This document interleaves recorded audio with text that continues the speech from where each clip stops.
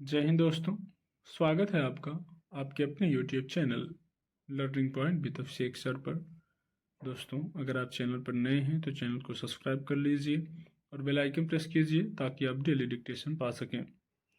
दोस्तों, आप सबके लिए Allahabad high court, Uttarakhand APS, UK SSSC, UP SSSC, RSMSSB और SSC के लिए पेड बैच चलाया जा रहा है। तो अगर आप भी कोई भी पेड बैच ज्वाइन करना चाहते हैं तो आप हमें इस नंबर पर संपर्क कर सकते हैं 7393976701। आप हमें इस नंबर पर व्हाट्सएप या टेलीग्राम पर मैसेज कर सकते हैं और बैच की इन्फॉर्मेशन ले सकते हैं। डिक्टेशन शुरू होगी 5 सेकंड बाद।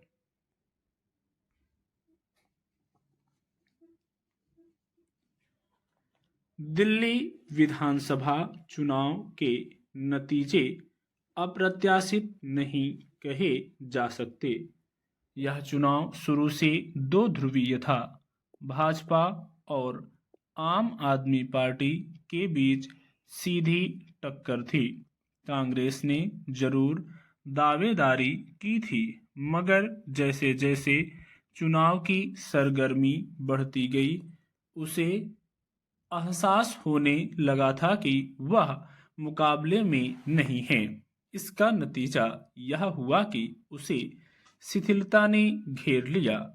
भाजपा लंबे समय से आम आदमी पार्टी की कमजोरियों और अनियमितताओं को उजागर करती आ रही थी। इस तरह वह लोगों के मन में सत्ता विरोधी लहर पैदा करने में कामयाब भी हुई।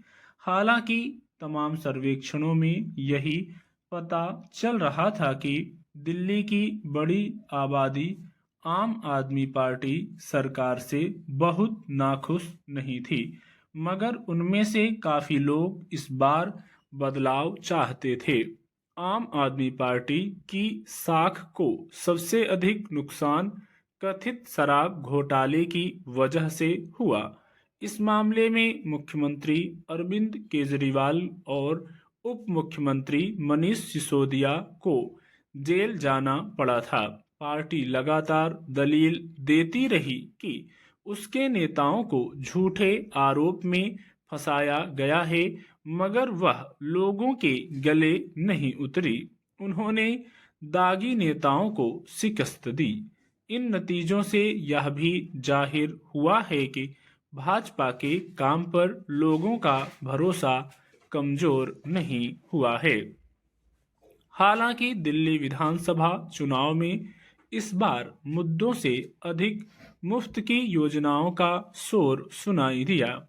आम आदमी पार्टी सरकार पहले से मुफ्त बिजली, पानी और शिक्षा स्वास्थ्य संबंधी योजनाओं का लाभ लोगों को पहुंचा रही थी।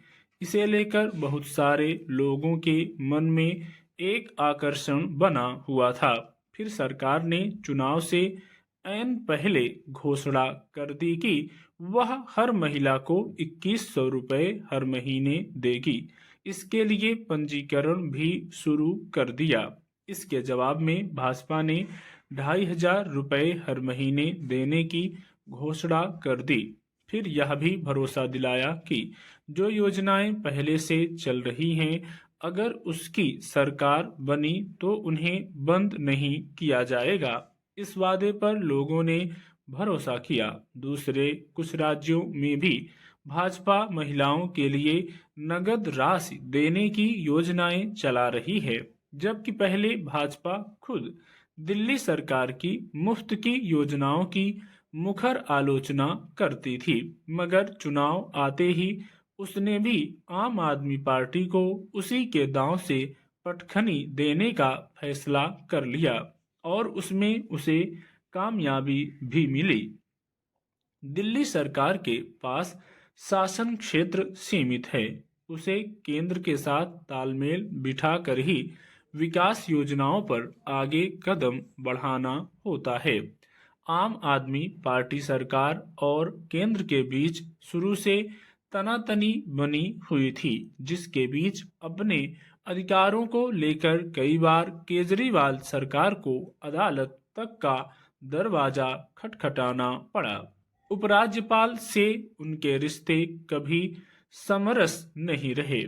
ऐसे में भाजपा की सरकार बनने के बाद वह खींचतान समाप्त हो जाएगी और उम्मीद बनी है कि कुछ बेहतर और उल्लेखनीय काम हो सकेंगे। मगर नई सरकार के सामने चुनौतियां भी कम न होंगी। आम आदमी पार्टी सरकार ने शिक्षा और स्वास्थ्य संबंधी जो काम किए हैं उससे बेहतर काम करके दिखाना होगा। फिर शहर की साफ सफाई, जल भराव आदि जैसी समस्याओं से निपटना हर वर्ष की चुनौती है। नगर निगम के साथ जिस तरह तालमेल बिठाकर वह इन मसलों को हल करने का प्रयास करेगी, उसी आधार पर उसका जनाधार मजबूत हो सकता है। स्टॉप।